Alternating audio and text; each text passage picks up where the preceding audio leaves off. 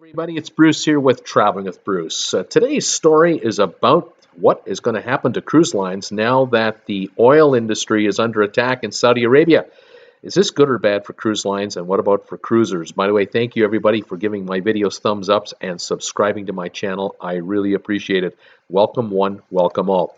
First thing we have to worry about is if these oil facilities in Saudi Arabia are being attacked, does this mean the price of fuel goes up for our automobiles? Second thing, airline fares, are they going to start to go up? And is it going to become a little more expensive for us to get to our cruise ship? If we want to go on a cruise, we have to get to the ship in the first place.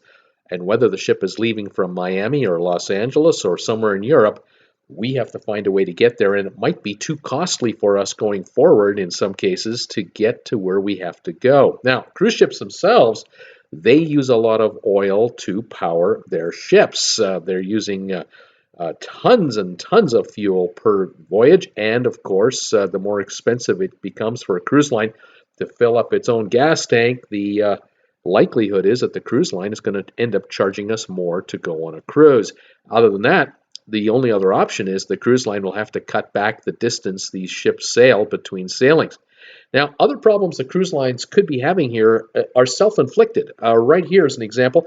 Cruise lines are building all kinds of new cruise ships. All these shipyards around the world in Germany and Finland and everywhere else, there are a ton of cruise ships being constructed right now for passengers. Cruise lines themselves have got at least 128 ships on order, and that's going to add to capacity, and that could be a problem for cruise lines going forward. The other issue is there are other cruise lines coming into business. Richard Branson and the Virgin Voyages cruise line, they're coming out February 2020. That is only 6 months away when the Scarlet Lady cruise ship, the first of four, are going to hit the water and start to offer sailings out of Miami.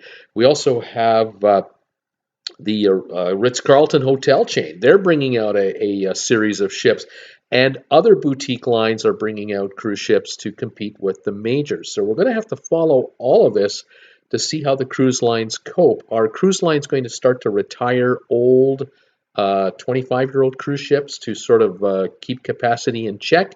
Are they going to redeploy ships? It's already been happening. We're going to follow this closely. Now, here's the upside for the cruise business. First of all these brand new cruise ships that are coming out for the existing cruise lines, they're being financed at record low interest rates. They've already locked in their interest rate financing, very affordable. Number two, this area right here, the Middle East, cruise lines will avoid this area. They don't have to sail here. They've already backed out of commitments into Dubai this year. They're not going to Muscat. They're in Oman. They're not going to go to Bahrain or Qatar.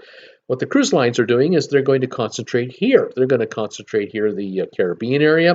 They're going to sail closer to the USA and North America. They're going to utilize their private islands. These private islands, remember, are less than 150, 200 miles away from Miami. You don't need a lot of fuel to get a cruise ship to these private islands. The other thing we also know is the cruise lines have started to make announcements, in the case of Royal Caribbean in particular, that at Coco Cay, they're going to start doing overnights. And so you're going to be able to get on a cruise ship for a 5-night sailing. 2 of those nights, you're going to be at Coco Cay right here. That means the ship isn't going anywhere. It's only going to burn enough fuel to keep the air conditioning running, keep the kitchens going, keep the lights on, but they're not going to burn a lot of fuel out at sea. And this allows the cruise line to save a lot of money and yet still charge premium prices for their onshore attraction. Of course, the other thing that cruise lines have done with these brand new ships and all the new innovations is they're making it much more enjoyable to stay on the ship, not even bother getting off the ship. And so cruise lines are, in effect, capturing their clients and having them enjoy all the amenities on board the ships, spending money on board the cruise line, and keeping the casino open on sea days, obviously, and maximizing revenues from drink packages and everything else. By the way, did you hear? Celebrity over the weekend quietly stopped offering movies for free inside their suites. You want to watch a movie now? $15 is the cost to watch a movie on demand on board celebrity cruise ships. This was slipped in very quietly a couple of days ago.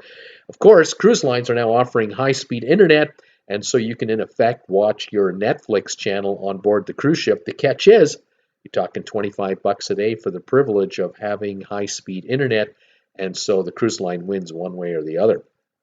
In any event, this is a way that cruise lines can avoid getting caught with higher oil prices, a lower demand perhaps from customers, offer value on board the ships, offer all kinds of amenities on board the ships, keep the ships in safe waters, and sail shorter cruises, in other words, to private islands and North American destinations.